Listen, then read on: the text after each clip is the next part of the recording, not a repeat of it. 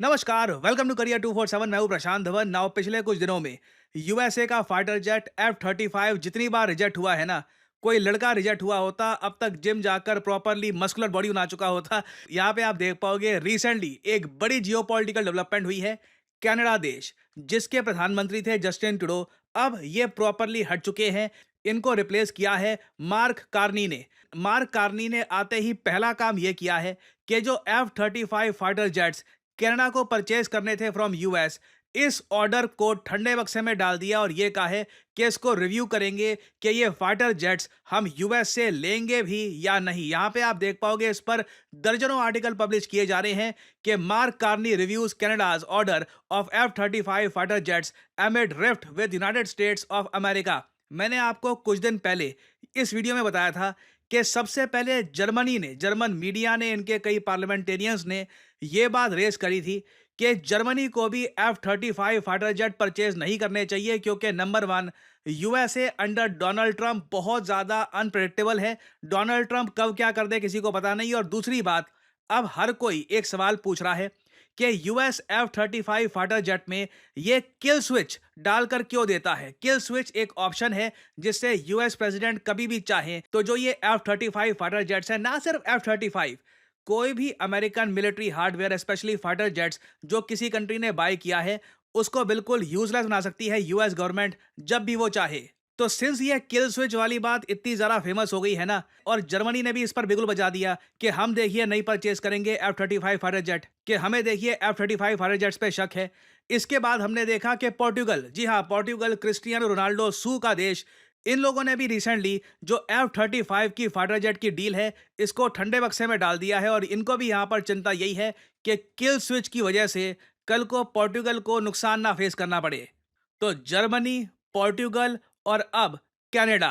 मगर देखो, कनाडा को ना जस्टिन ट्रूडो बहुत ज़रा बुरा फंसा कर चले गए हैं। मैं कई कनेडियन जो फोरम्स हैं जहाँ पर वो लोग, उनके जो जियो पॉलिटिकल एनालिस्ट हैं, वहाँ पर भी मेरे जैसे लोग हैं, वहाँ पर भी आपके जैसे लोग हैं, डिस्कस करते हैं जियो पॉलिटिक्स। अपने कंट्री की जो जियो पॉलिटिकल सिचुएशन है उसको काफ़ी एक्सटेंसिवली डिस्कस किया जाता है। उधर मैं झाँक कर देख रहा था, वहाँ पर वो लोग जस्टिन ट्रूडो को बहुत ज़्यादा भला बुरा बोल रहे थे। ऐसे शब्द यूज़ कर रहे थे जो मैं इतना यहाँ पर शेयर कर नहीं सकता। रीज़न मैं आपको बताता हूँ क्या है। जस्टिन ट्रूडो ने आज से कुछ साल पहले जल्दबाजी में, जो बाइडेन की सरकार थी उस वक्त यूएसए में, यूएस के साथ एक डील साइन कर ली 14.2 बिलियन डॉलर्स की। इस डील के अंडर कनाडा को 88 F-35 फाइटर जेट मिलने थे। नाउ यूएस, मैं आपको बता दूं, इनमें से कि जो ये 16 फाइटर जेट्स हैं ऑलरेडी कनाडा को डिलीवर कर चुका है। जी हाँ, कनाडा आज के समय यूज कर रहा है F-35 फाइटर जेट और इसकी जो पेमेंट है ये ऑलरेडी जा चुकी है। और कनेडियंस इसी बात को लेकर गुस्सा है कि ट्रूडो को क्या ऐसी जल्दी मची थी कि जाने से पहले ये जो डील है इसमें कनेडियंस को ये लोग फंसा कर चले गए हैं। अब अगर मान लो कनाडा ये डील कैंसिल करता भी है ना, तो इनके बिलियंस ऑफ डॉलर्स आप कह लो या तो फंस चुके हैं या फिर इन्होंने कोई ऐसी चीज परचेज कर ली है जिसको लेकर ये कंफर्टेबल फील कर नहीं रहे। क्योंकि मोस्ट प्रोबब्ली बताया ये जा रहा है कनाडा अब कोशिश ये करेगा कि बाकी के जो इनको फाइटर जेट्स चाहिए, करीब 60-62 के आसपास जो इनको फाइटर जेट्स चाहिए, ये most probably European made fighter jets purchase करने वाले हैं। Su-57 नहीं परचेज करेंगे, मगर most probably French made Rafale के कोई एक एडवांस्ड वेरिएंट्स या कुछ ना कुछ ये परचेज करने वाले हैं। बेसिकली डोनाल्ड ट्रंप ने अपने ही एलाइज को, अमेरिकन एलाइज को यूएसए के अगेंस्ट खड़ा कर दिया है। आप अगर यूएस मीडिया में पढ़ोगे ना इसके बारे में, तो इंटरेस्टिंगली आपको यह आर्टिकल मिलेगा जहां पर यह लिखा है, as Trump pivots to Russia, allies weigh sharing less intelligence information with US. Basically US के जो एलाइज थे या हैं, जो भी आप यहां पर वर्ड यूज करना चाहें, कनाडा, यूरोपियन देश, ऑस्ट्रेलिया, न्यूजीलैंड, इवन जापान को आप कह सकते हैं, सब कंट्रीज अब ये सोच रहे हैं कि यूएसए के साथ ना इंटेलिजेंस इंफॉर्मेशन कम शेयर करो, क्योंकि डोनाल्ड ट्रंप पे कुछ भरोसा है नहीं। साथ ही साथ कई जो अमेरिकन न्यूज आउटलेट्स हैं वो ये भी आर्टिकल पब्लिश कर रहे हैं कि ट्रंप की जो ये टैरिफ वाली पॉलिसी है, इसकी वजह से जो ये यूएस एलाइज हैं ये और जगह चले जाएंगे। इनकी निर्भरता चाइना और इंडिया पर बहुत ज़्यादा बढ़ने वाली है। और ये यूएस मीडिया का सबसे बड़ा नाइटमेयर है कि डोनाल्ड ट्रंप एक्चुअली चाइना और इंडिया का इनडायरेक्टली बड़ा बेनिफिट कर देंगे। और ये बात हमने देखी भी है जिस तरीके से यूरोपियन यूनियन के लीडर्स अचानक से इंडिया से बात कर रहे हैं, कह रहे हैं कि इंडिया तो देखिए हमारे लिए बहुत इंपॉर्टेंट है, फ्री ट्रेड एग्रीमेंट हमको बिल्कुल करना चाहिए। सडनली इंडिया की इंपॉर्टेंस हम बढ़ता हुआ देख रहे हैं। इसका एक बड़ा रीजन यही है कि डोनाल्ड ट्रंप ने खुद यूएस अलाइज को डरा दिया है। और डरने का रीजन सिर्फ यहां पर यह नहीं है कि टैरिफ लगने वाले हैं। यूरोपियन और कनेडियन एलाइज यूएस के इस बात को लेकर भी शॉक्ड हैं कि ट्रंप कितनी आसानी से और फ्रेंडली तरीके से रशिया से बातचीत कर रहे हैं। हाँ बिल्कुल, थोड़ा बहुत बीच में सुनने को आता है कि ट्रंप ने एक दो एडिशनल सैंक्शंस लगा दिए हैं रशिया पर, बट अगेन उसका कुछ इतना ग्राउंड पे इम्पैक्ट दिखता है नहीं। जो भी यूएसए ने मेजर सैंक्शंस लगाने थे रशिया पे, वो ऑलरेडी लगा चुके हैं। अभी रिसेंटली ट्रंप ने पुतिन के साथ फिर से बातचीत करी है और ये कहा है बहुत अच्छा चांस है कि यूक्रेन वॉर जल्द ही समाप्त हो जाएगी। ट्रंप ने पुतिन को यह भी रिक्वेस्ट करी कि यूक्रेनियन सोल्जर्स को ना मारना मत। जो कुर्स्क रीजन है रशिया का, वहां पर यूक्रेनियन सोल्जर्स घिर चुके हैं। तो ट्रंप ने कहा कि मेरी रिक्वेस्ट थी यहां पर पुतिन को कि यूक्रेनियन सोल्जर्स को बख्श देना। पुतिन ने कहा है कि हाँ बिल्कुल मैं बख्श दूंगा अगर वो लोग सरेंडर कर लेते हैं। ये सारी चीजें देखकर यूरोपियंस आर एब्सोल्युटली शॉक्ड। और इतना ही नहीं, get ready for this. Recently Russia के एक स्पेशल ऑनवॉय हैं टू द यूएस, किरिल ए दिमित्रेव, इन्होंने ये तक बोल दिया कि 2025 50th एनिवर्सरी है और first international space flight the Apollo Suez mission, जहां पे रशिया और यूएस, एक्चुअली उस वक्त यूएसएसआर था, तो यूएसएसआर और यूएस ने मिलकर काम किया था। तो इन्होंने यहां पर सजेशन ये दिया है कि क्यों ना साल 2029 में 2029 में एक जॉइंट मिशन रखे। रशिया और यूएस दोनों मिलकर जाएंगे मार्स में। क्यों इलॉन मस्क, आपका इस पर क्या कहना है? हमारे माइंड्स, टेक्नोलॉजी, ये सब इंसानियत के काम आने चाहिए, डिस्ट्रक्शन में नहीं। अब देखो ऐसी बातें हो रही है, यूरोपियंस तो ऑब्वियसली इसको देखकर एक ही रिएक्शन देंगे, एब्सोल्यूट सिनेमा। कभी सोचा नहीं था कि 2-3 महीने में यूएसए की फॉरेन पॉलिसी इतनी बदल जाएगी। तो अगेन ये सब देखकर ऑब्वियसली इंडिया में जो पॉलिसी मेकर्स है उनके माइंड में भी क्वेश्चन आएगा।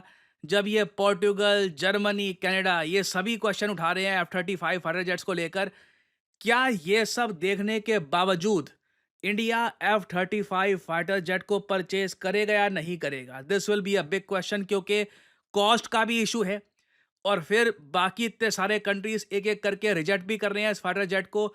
It will be very interesting to see कि इंडिया क्या करता है। बट यहाँ पे ना अब मुझे ये भी बोलना पड़ेगा, ऐसी ऑप्शन भी नहीं है कि जी हम कुछ परचेज ही ना करें। रिसेंटली इंडियन एयरफोर्स के जो चीफ हैं, इन्होंने एक स्टेटमेंट दी थी। इन्होंने ये कहा था कि पाकिस्तान के फाइटर जेट्स जल्द ही अपग्रेड हो सकते हैं। चाइना पाकिस्तान को 5th जनरेशन फाइटर जेट्स पकड़ा सकता है। This can very much happen if we don't catch up with that technology. हम लोग बहुत ही ज़रा पीछे रह जाएंगे। ये एक डायरेक्ट वार्निंग थी हमारे देश के एयर चीफ से। तो यहाँ पर मैं आप लोगों से पूछना चाहूँगा, कमेंट सेक्शन में अपने थॉट्स लिखिए कि ओ कनाडा के यहाँ पर डिसीजन के बाद आप क्या मानते हैं? What should India do? अभी इन्होंने ठंडे बक्से में डाल दिया है F-35 फाइटर जेट डील को। आई थिंक एक छोटी सी पॉसिबिलिटी ये है कि ट्रंप कल को अगर मान लीजिए काफ़ी नरम रुख दिखाते हैं, कहते हैं कि सब टैरिफ वापस ले रहा हूँ, कनाडा तो हमारा फ्रेंडली कंट्री है, बट अगेन उसके चांसेस बहुत कम है। ट्रम्प तो कनाडा को कब्जाने की बात करते हैं आए दिन। He does not change his tone at all. Constantly ये कह रहे हैं कि कनाडा को 51st स्टेट ये बनाकर चलेंगे। कई कनेडियंस ये बात कर रहे हैं कि कनाडा को न्यूक्लियर शेयरिंग करनी चाहिए। तो इस बीच F-35 फाइटर जेट की परचेज मुझे लगता नहीं है कोई पॉलिटिशियन करना चाहेगा, स्पेशली क्योंकि इलेक्शन पास आने वाले हैं और अब कनाडा में इलेक्शन का मुद्दा ये बनेगा कि जी यूएसए को जवाब कौन देगा। सो यहाँ पे मैं जानना चाहूंगा, ये सब दृश्य देखकर क्या आप मानते हैं अभी भी कि you know what, F-35 fighter jet technologically superior है, this is still the best fighter jet India should buy? Ignore कर दो ये सब यूरोपियंस की प्रॉब्लम है और जो भी इनको देखना है खुद देखेंगे। हमारा काफ़ी एक अच्छा एक अंडरस्टैंडिंग है यूएसए के साथ।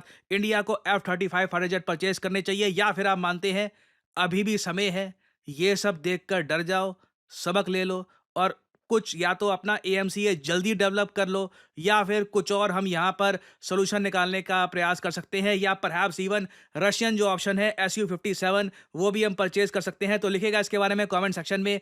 I would love to see what you guys have to say about this. देखिए, करियर 247 मतलब जॉब अपॉर्चुनिटीज। ऑलरेडी आपने देखा होगा कि हमारे एक्सिस बैंक प्रोग्राम के अंडर कई लोगों को ऑफर लेटर प्राप्त हो चुका है एक्सिस बैंक डेप्यूटी मैनेजर की पोस्ट के लिए। और अब पहली बार करियर 247 आपके लिए लेके आया है हमारा flagship data science course with generative AI.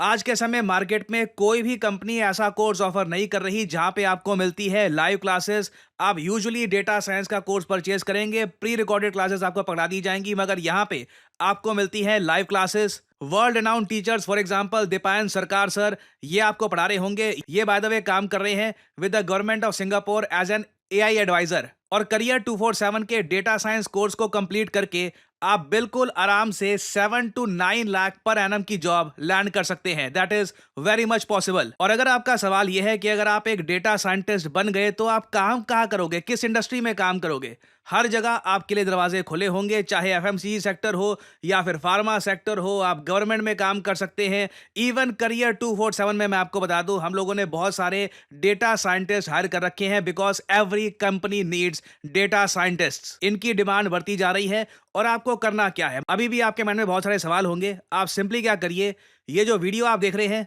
इसकी कमेंट सेक्शन में आपको जाना है और यहां पे आपको लिंक मिल जाएगा build your career with India's first data science and machine learning gen AI course. इस लिंक पर करिए क्लिक। यहाँ पे आपके सामने ये पेज खुल जाएगा। यहाँ पे अपना नाम, ईमेल, फोन नंबर और ऑब्वियसली यहाँ पे कोड डालिएगा PD10, ताकि आपको डिस्काउंटेड रेट पर ये कोर्स ऑफर हो। कोड आप अगर नहीं डालेंगे तो जो भी आपको प्राइस ऑफर किया जाएगा इट विल बी एलिवेटेड। तो मैक्सिमम डिस्काउंट पाने के लिए यूज द कोड PD10। हमारी तरफ से आपको कॉल आएगा, you can ask your question. और अगर आप खुद को देखते हैं as a data scientist in the future, then you can start with career 247 data science and machine learning with generative AI course. ऐसा कोर्स आपको वैसे मार्केट में मिलेगा नहीं, विद लाइव क्लासेस और साथ में आपको वेरियस और टूल्स भी मिलेंगे। और बाय द वे इस कोर्स से रिलेटेड और जानकारी मैं वेरियस और वीडियोस में आपको देता रहूंगा। सो अगर आप इंटरेस्टेड हैं, use the code PD10 and get in contact with the career 247 consultant. और इसी नोट के साथ यह है वीडियो का अंत। Thank you for listening and as I always say, may the gods watch over you.